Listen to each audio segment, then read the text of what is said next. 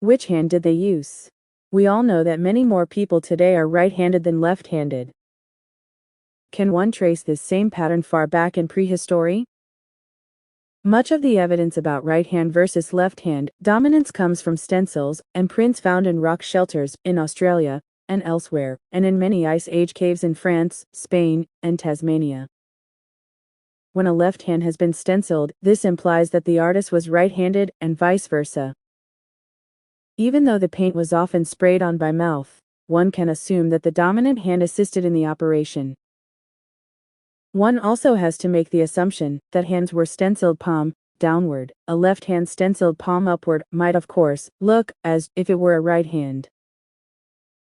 Of 158 stencils in the French cave of Gargas, 136 have been identified as left, and only 22 as right. Right-handedness was therefore heavily predominant. Cave art furnishes other types of evidence of this phenomenon. Most engravings, for example, are best lit from the left, as befits the work of right-handed artists, who generally prefer to have the light source on the left so that the shadow of their hand does not fall on the tip of the engraving tool or brush. In the few cases where an Ice Age figure is depicted holding something, it is mostly, though not always, in the right hand. Clues to right-handedness can also be found by other methods.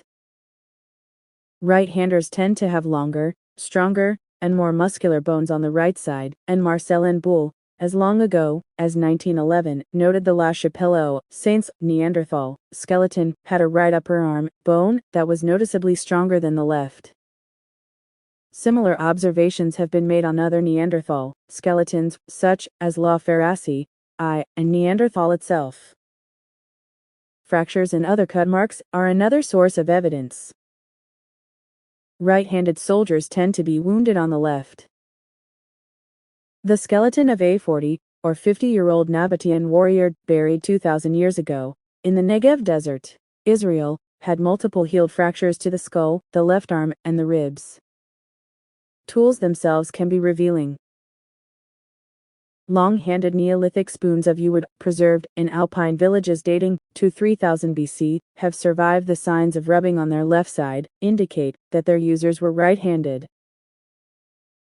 The late Ice Age rope found in the French cave of Lascaux consists of fibers spiraling to the right and was therefore trussed by a right-hander.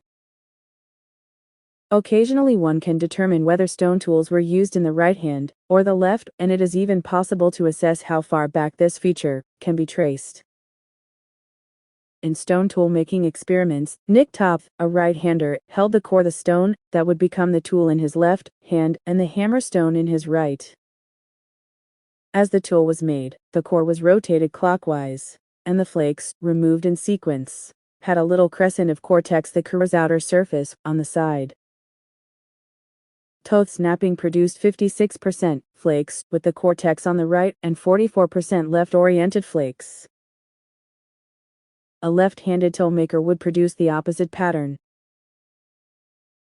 Toefl has applied these criteria to the similarly made pebble tools from a number of early sites before 1.5 million years at Kibifora, Kenya, probably made by Homo habilis. At 7 sites he found that 57% of the flakes were right-oriented, and 43% left, a pattern almost identical to that produced today.